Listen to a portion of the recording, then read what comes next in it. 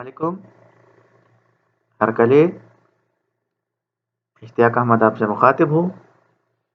इस video lecture में हम सायानोबैक्टीरिया जिसे ब्लू ग्रीन एलगी भी कहते हैं और ये साइनोफाइसी क्लास साइनोफाइसी में इंक्लूडेड है के मुतालिक पढ़ेंगे और समझने की कोशिश करेंगे। सायानोबैक्टीरिया ये आपके कोर्स डाइवर्सिटी ऑफ प्लांट के सिलेबस में दिया गया एक टॉपिक है जी। सायानोबैक्टीरिया क्या है? ये प्रोकैरियोटिक क्लोरोफिल कंटेनिंग ऑर्गेनिज्म है। ये साइनोबैक्टीरिया दरअसल इसमें न्यूक्लियस जो होता है वो प्रोकैरियोटिक होता है, उससे प्रॉपर मेम्ब्रेन बॉन्ड नहीं जो है वो प्रेजेंट होती और इसमें क्लोरोफिल जो है वो होता है।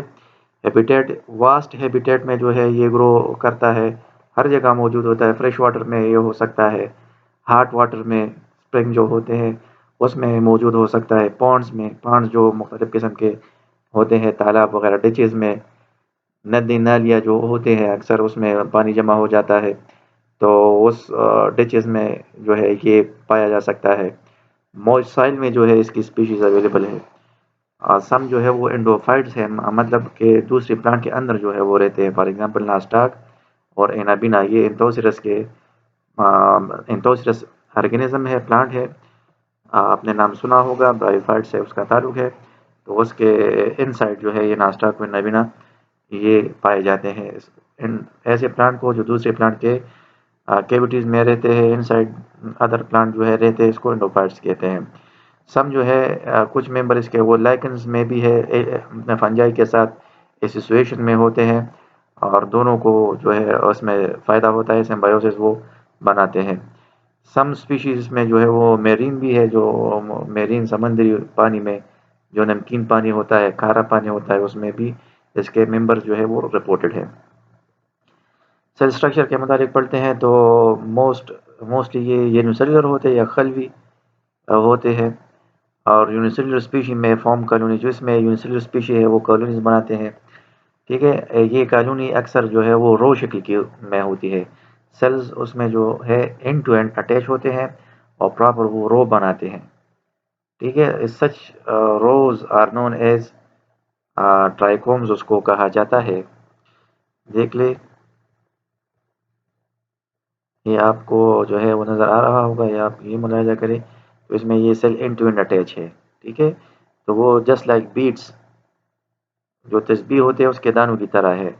तो ये क्या है, इसको ट्राइकोम कहते हैं। ये cell end to end attach है, यूनिसेलुलर है, लेकिन कॉलोनी जो है ये सेल बनाते हैं। इसमें सारे सेल इंडिविजुअल वो परफॉर्मेंस देते हैं, टिश्यू नहीं बनाते। सही है, तो ऐसे कॉलोनी को जिसमें cell end to end attach हो, वो प्रॉपर रो शक्ल इख्तियार कर जाए, इसको ट्राइकोम कहते हैं, ट्राइकोम कहा जाता है। होपफुली आप इस बात को समझ गए होंगे। और बाज़ केसेस में ये ट्राइकोम के ऑल अराउंड जो है वो म्यूसिलेजिनस शीट जो कार्बोहाइड्रेट से बनता है कवरिंग होता है। इस ट्राइकोम के इर्द गिर्द जो है वो कार्बोहाइड्रेट से बना प्रॉपर खौल होता है, ट्राइकोम को इंसर्कल करता है। ठीक है, अगर ऐसा हो ट्राइकोम के ऑल अराउंड म्यूसिलेजिनस शीट मौजूद हो तो ऐसे ट्राइकोम को फिर फिलामेंट्स कहा जाता है। इसमें प्लास्टिड नहीं होते। प्लास्टिड क्या है, वो क्लोरोफिल कंटेनिंग ऑर्गेनेली है, तो ये ऑर्गेनेली इसमें नहीं होते क्योंकि ये तो प्रोकैरियोटिक है। प्रोकैरियोटिक जितने भी सेल होते हैं उसमें मेम्ब्रेन बॉन्डेड ऑर्गेनेलीज ये एब्सेंट होते हैं। और सेल्स जो है का कलर ब्लू होता है, और ये किसकी वजह से? इसमें मुख्तलिफ किस्म की पिगमेंट्स है, फाइकोसाइनिन है, क्लोरोफिल है, कैरोटीन है, इसी तरह फाइकोएरिथ्रिन है। ये फाइकोसाइनिन, फाइकोएरिथ्रिन, क्लोरोफिल, कैरोटीन, ये सारे पिगमेंट्स हैं, रंगदार मादे हैं।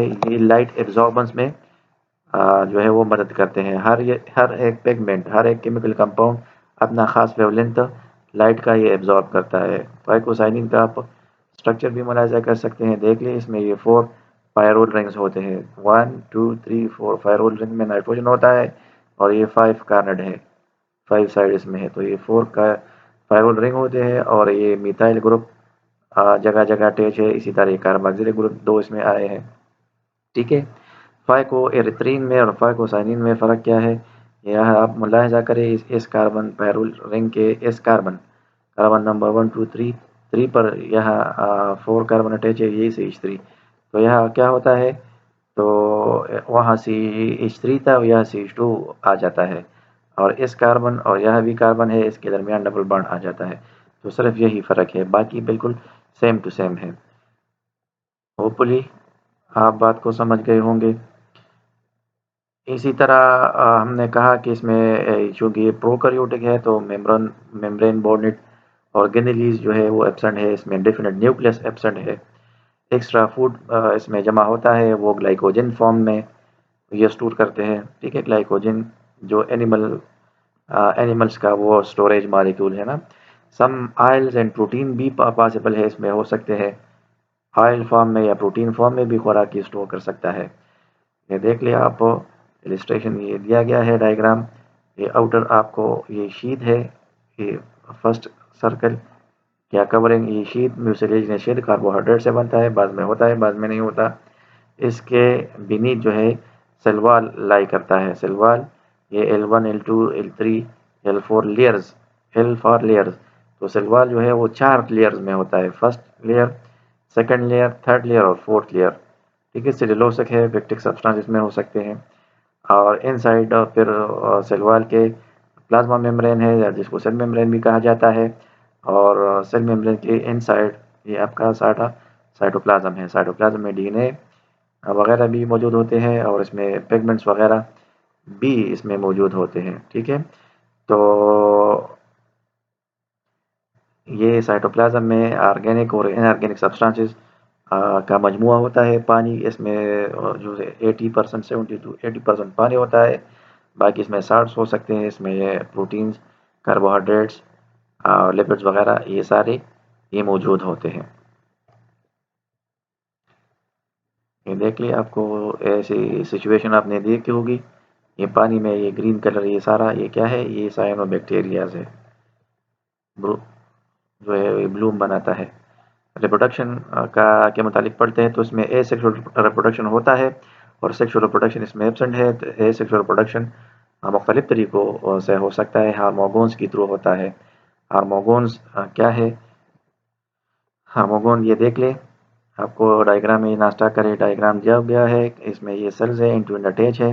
ठीक है, तो ये बॉडी सेल जो नेचुरल जो स्मॉल सेल्स होते हैं वेजिटेटिव 1 2 3 4 1 2 3 4, तो ऐसा होता है इसमें एक सेल जो है ये साइज से 200 सेल्स के मुकाबले में बड़ा होता है, इसको हेट्रोसिस्ट कहते हैं। तो इस हेट्रोसिस्ट का जो बेसिक फंक्शन वो नाइट्रोजन फिक्सेशन, वो वर्कर्स या साइंटिस्ट सजेस्ट करते हैं कि इसमें नाइट्रोजन फिक्सेशन होता है। और ये जो वेजिटेटिव सेल है इसमें फोटोसिंथेसिस जारी सारी होता है, फोटोसिंथेसिस में होता है। तो होता कुछ यूँ है कि ये हेट्रोसिस इस पॉइंट पर ये ब्रेक हो सकता है। देख ली ये इस ब्रैकेट को आप, तो जब ये इस पॉइंट पर ये ब्रेक हो जाए, फ्रेगमेंट बन जाए, तो ये 1 2 3 4 सेल, तो ये 4 सेल का मजमुआ जुदा हो जाता है, और ये बाकी सेल का मजमुआ ये जुदा होता है। तो ये सेल्स का मजमुआ, इन 4 सेल्स का मजमुआ चेन शक्ल में जो फ्रेगमेंटेशन के बाद, ब्रेकेज के बाद ये आपके साथ शॉर्ट फिलामेंट बन गया, तो इसको हार्मोगोनियम कहते हैं। इसको क्या कहते हैं, हार्मोगोनियम। तो ये हार्मोगोनियम क्या होगा, इससे दूसरा नास्टाक बनेगा, और ये नीचे वाला जो है ये इंडिविजुअल नास्टाक जो है ये बनाता है।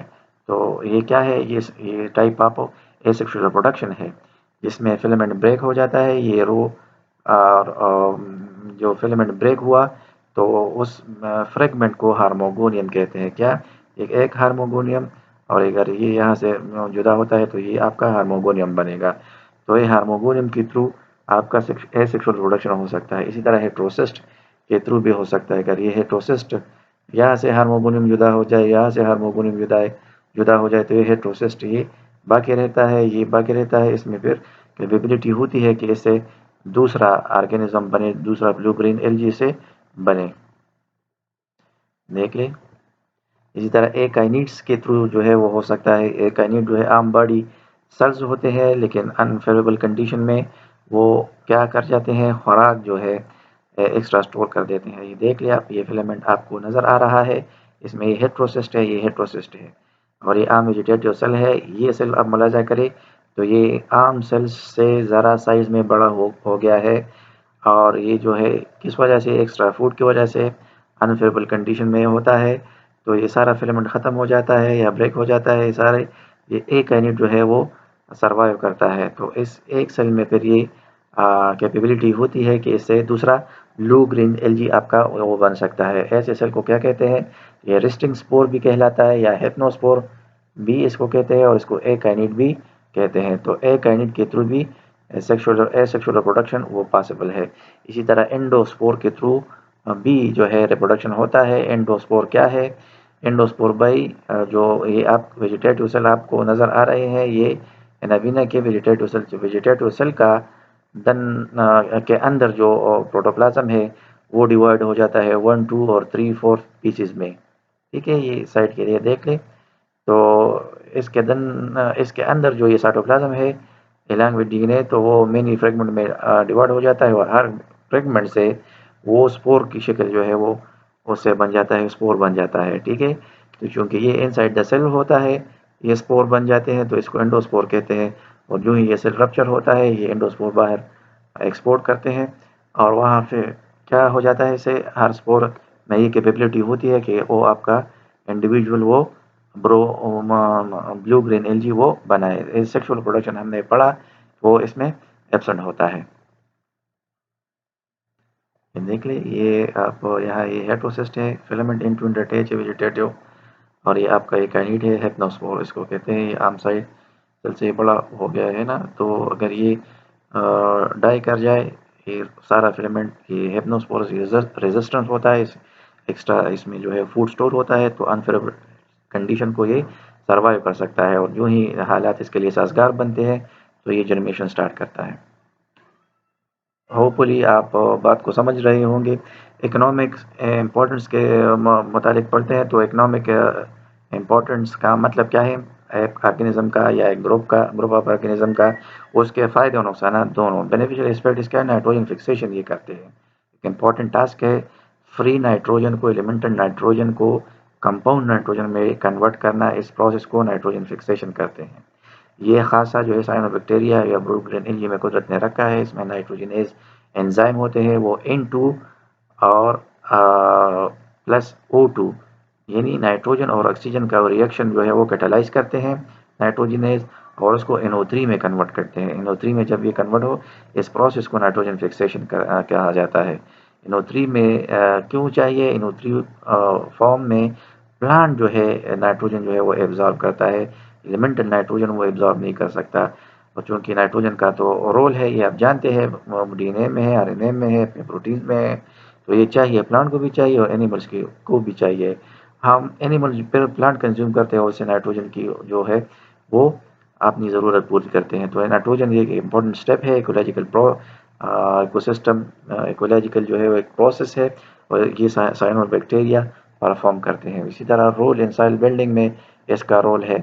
इस की वजह से जो है ये साइल को मुख्तलिफ़ किस्म के कंपाउंड एक्सक्रीट करते हैं और नाइट्रोजन ऐड करते हैं, तो सॉइल बिल्डिंग उससे होती है, और वगैरह वगैरह। सॉइल मेकिंग में जो है क्योंकि यूजफुल सब्सटेंसेस ये ऐड करते हैं साइल को, तो साइल काबिल काश साइल को काबिल काश बनाता है, या साइल फॉर्मेशन में ये रोल प्ले करता है।